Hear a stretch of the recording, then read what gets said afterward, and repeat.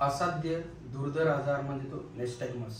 Modern सायन्समध्ये नेस्टॅग्मस हा disease फार म्हणजे रेअर आहे आणि परंतु हा रेअर असणारा फार तेवढा अवघड सुद्धा आहे. कायम स्वरूपाचं अंधत्व निर्माण करणारा हा नेस्टॅग्मस. परंतु मॉडर्न सायन्समध्ये याचे उपचार फारसे अवेलेबल नाही आहेत आणि रुग्ण हताश होऊन घरी बसत असतात आणि त्यांना हे सुद्धा माहीत नसतं की याचे उपचार दुसऱ्या पॅथीमध्ये आहेत आणि हे कोणी त्याला सांगतही नसतं.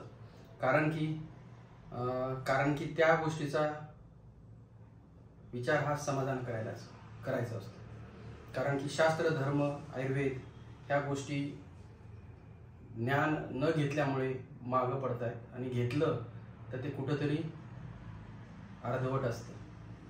म्हणून पूर्वी आयुर्वेदामध्ये 76 to 92 एवढे डिसीज आयुर्वेदात वर्णन करून ठेवलेत. सर्जरी सुद्धा सांगितलेले आहे, मोतीबिंदू, काचबिंदू सुद्धा सांगितलेला आहे. परंतु कुठेतरी समाजामध्ये ही गोष्ट कुठेतरी थांबलेली आहे किंवा त्यांना माहीत नसतं. परंतु आता बऱ्याच लोकांना आयुर्वेद काय आहे हे सुद्धा माहीत पडत आहे.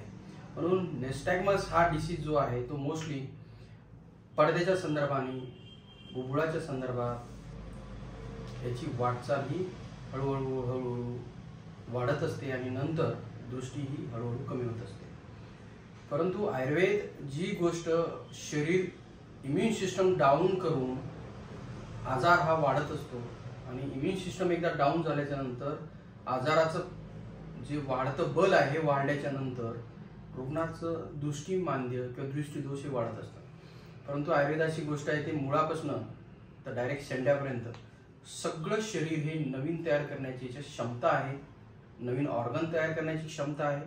फक्त त्याला व्याधिबल म्हणजे इम्युन सिस्टम हे स्ट्रॉंग असणं किंवा त्या रुग्णाला करून घेणं किंवा बाय द वे इन ट्रीटमेंटमध्ये हे आपल्याला करणं गरजेचं असतं. म्हणून इम्युन सिस्टम अपडेट ठेवणं, इम्युन सिस्टम अपडेट ठेवण्यासाठी पंचकर्माचा खूप चांगला फायदा होतो.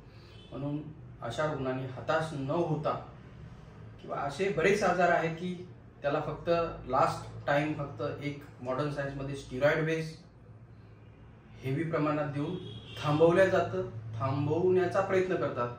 परंतु प्रत्यक्ष व्यवहारात आम्ही जेव्हा प्रॅक्टिसला बघतो एक 5-5, 10-10 वर्ष लोक स्टिरॉइड खातात, इंजेक्शन पण घेतात. त्याचं एक काही कालावधीपर्यंत बरं राहतं, पुन्हा व्हिजन मात्र कमीच होते.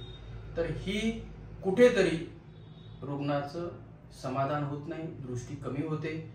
मग अशा रुग्णाला आयुर्वेद आठवतो, मग आमच्याकडे येतात आणि नंतर आयुर्वेद अशा कंडिशनला सुद्धा अशा रुग्णाची दृष्टी खूप चांगल्या पद्धतीने बिल्डअप करतं, पुढे टिकून राहतं.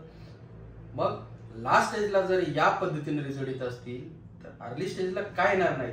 म्हणून अशा वेगवेगळ्या असाध्य, कष्टसाध्य, जिथे हताश झालेले रुग्ण आहेत त्यांनी निश्चित आयुर्वेदाचा पहिला पर्याय निवडावा असं मला वाटतं. आणि नेस्टॅग्मस सारख्या जे आजार आहेत ते आपल्याला निश्चित त्याला पूर्ण आळा घालून पुढचं आयुष्य कसं जगता येईल हे बघणं गरजेचं आहे. तर आपल्याला आयुर्वेदाचे प्रिन्सिपल, आयुर्वेदाचे जे मतांतर आहेत ते बेसिक समजून घेणं गरजेचे आहेत आणि ते समजले तर तुम्हाला निश्चित जीवन हे सुखमय, सुखकारक आणि आरोग्याचं कल्याणकारी ठरणार आहे.